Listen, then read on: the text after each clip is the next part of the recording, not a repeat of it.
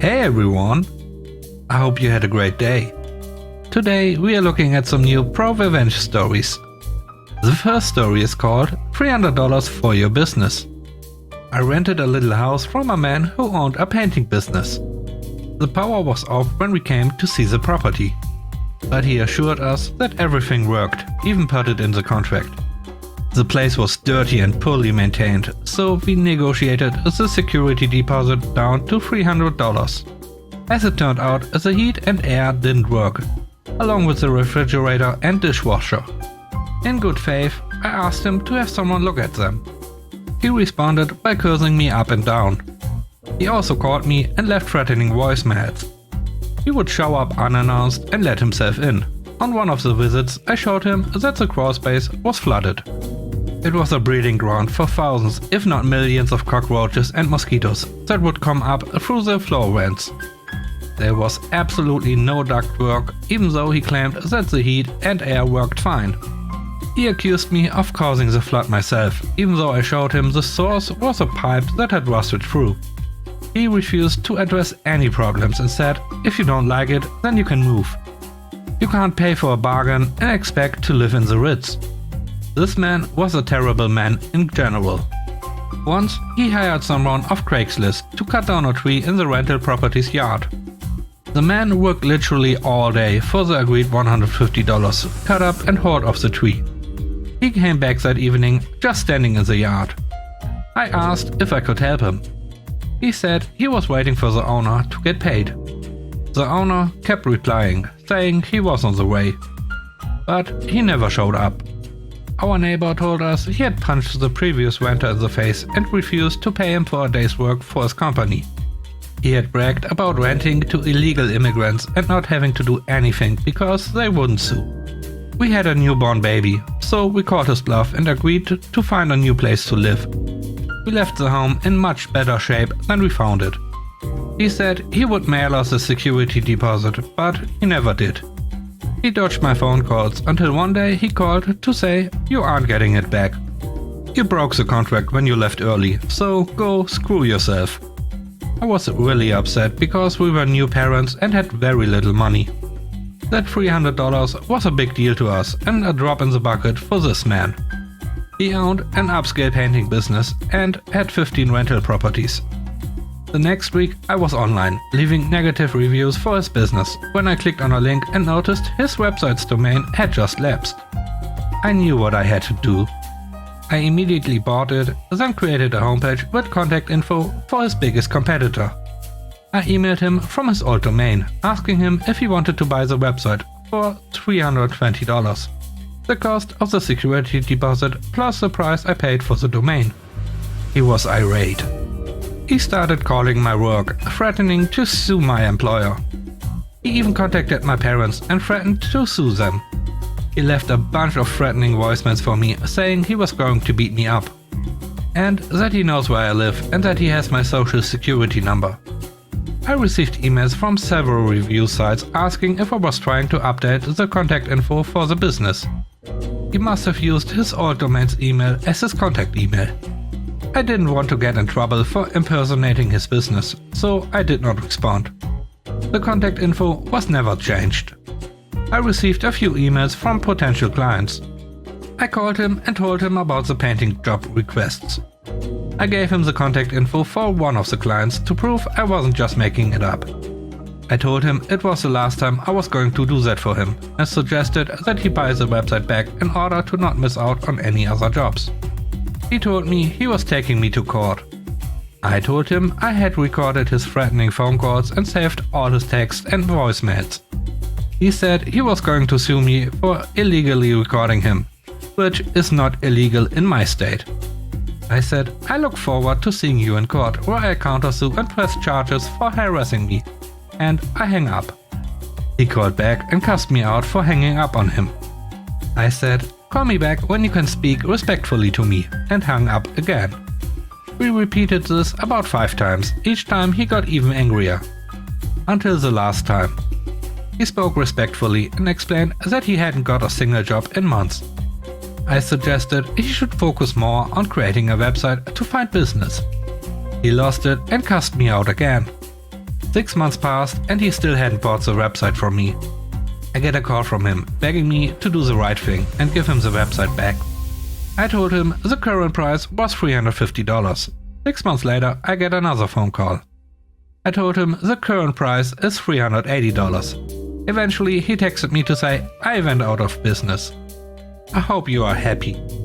I responded, I hear having a website really helps your business. $380 and it's yours. He told me what a terrible person I am. I responded, maybe if you stop trying to rip people off, your karma wouldn't be so bad. That was the last time I ever heard from him. The major business listing sites confirmed his business did indeed close. I renewed the domain for another 2 years, just in case he was bluffing. A few months later, I drove by his office to see if it was still there. It was empty with a for rent sign posted. I never got that $300 back and spent money on domain registrations, but it was totally worth it. The next story is called You Touch Our Tree? This happened almost 5 years ago in Canada. Our house is old. It is really old. It's actually older than the town, even older than the Confederation. The house was originally built by a merchant from the area like 200 years ago. With the age comes a very big property line. And apart from a couple adjustments here and there to account for infrastructure and housing development, it's basically unchanged from 100 years ago. It rarely ever comes up, but in any dispute relating to property lines, the official town plan takes precedent. And our property line crosses over into our neighbor's property. And now for the two major players in this tale. Our neighbor, who we will call Lumpy. He's just the worst. He ran an illegal chop shop in his backyard and seemed to be afraid of trees. He also always took a 2-week-long vacation in summer, and it was always at the end of July. The other one is my dad. At the time he was in government oversight, but before that he was in the Department of Justice. His major responsibilities included training crown attorneys. This included the attorneys general. In the pecking order, Dad was actually pretty low, but the crown knew and respected him. And they were keenly aware that Dad knew the law inside and out. If there was anything even remotely resembling a legal dispute, Dad was almost always in the right with his argument. The line between our yard and Lumpy's was pretty clear. Our side was grass, Protestant lilies, shrubs and trees. His was a gravel driveway. Before the incident, there was a large Manitoba maple tree growing there. It was very old, but it grew in such a way that it blocked just enough sunlight to have a pleasant level of light going through the window. We had no intentions of ever removing it, maybe trim it a little if it got too close to the windows. However, some lower branches were sagging onto Lumpy's driveway. So he asked if he could cut down some of the lower branches so that his car wouldn't get damaged when he drove in and out. It was a fair enough request, and he did ask permission first. So we told him to get a landscaper and a quote, because we weren't going to let Lumpy do it and were okay paying for that. A couple of days later, we were all on a day trip somewhere. And when we got back, Lumpy comes over and tells us not to worry about the landscaper because he took care of it. Red flags were waving at that statement. So we went and checked the tree. That idiot cut the entire tree down. Then, to add insult to injury, he painted the stump with some sort of weird grey stuff. I don't know what it was, but it had to have been toxic as heck because nothing ever grew on that stump again, not even fungi. So we were understandably angry, but unfortunately there's nothing we can do about it because there's no proof. So now we've got a stump that was once a beautiful tree, a smug neighbor, and seemingly no course of action to take. Dad didn't accept that scenario, and he had a plan. As I said earlier, Dad knew the law inside and out. So he began to plan things out. He made a few phone calls to the town's civil architect, a couple inspectors, the local landscaper Lumpy was going to get that quote from, and a contractor. He visited City Hall and got a copy of the official town plan, which, remember, is the final word on property lines. He had everything arranged and now he began to wait. Like clockwork, Lumpy went on vacation and the plan was enacted. Over the course of 2 weeks, we expanded. We rebuilt our fence to new dimensions. We arranged the shrubs, dug up the gravel driveway and put fresh dirt and grass over it, and planted a weeping willow in a spot where, as it grew, would always hang and shed into Lumpy's yard. With the expanded fence and shrubbery, Lumpy's driveway was a small strip of pavement, maybe half a meter wide. The fence replaced an old dying maple and a hawthorn on our side. But because of how the 2 trees grew, most of it was on Lumpy's side. The key point is that the placement of the trunk dictates whose property it's on. So it's our tree that he can't touch, no matter how annoying or destructive it is. With the new dimensions, the shop he was running was now on our side of the fence. But because it was illegal, it was just scrap metal as far as the law was concerned. So we sold it to a local scrapyard. By the time Lumpy came back, our yard had expanded almost 3 meters into his yard. And waiting for him were Dad, the civil architect, and a lawyer with a stack of documents outlining in full detail that what they did was completely legal. And there wasn't a thing he could do about it. Lumpy apparently tried to press charges, something along the lines of trespassing or destruction of property, or something ridiculous like that. I'd moved out of town at the time, so I don't know for sure what happened. But I like to think that the judge just threw the case out. Like I said, everything was above board and completely legal. What I do know he did was tear up part of his lawn and put in a new driveway. Still had room for it, but it also cut his lawn in half and he had to pay to have the sidewalk adjusted into a ramp. Also, because the town was paying attention now, he had to have it done properly with like asphalt and stuff instead of gravel like before. He's also apparently planning to move out and rent the property to others. Thanks for watching so far. I hope you're enjoying the video. Please leave a like, it is really important for the channel. Also, please comment down below, even something like an emoji can help. And now, on to the last story. The last story is called Frozen Neighbor.